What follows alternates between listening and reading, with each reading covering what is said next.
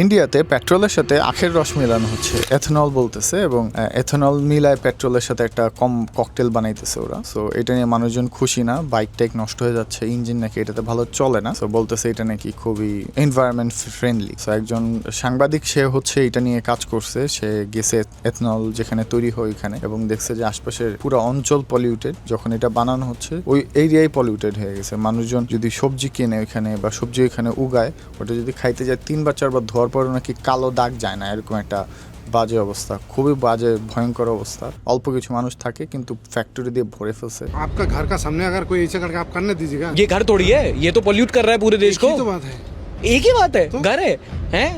ये मेरे घर से धुआं निकलता है जिससे यहाँ पे लोगों को कैंसर होता है। সো আমার মনে হয় এটা আপনাদের একটু জানা রাখা দরকার ছিল যে ইন্ডিয়াতে এরকম হচ্ছে। সো ওরা নিজেরাই ওদের বিভিন্ন প্রবলেম এবং দুর্নীতি নিয়ে পড়ে রয়েছে।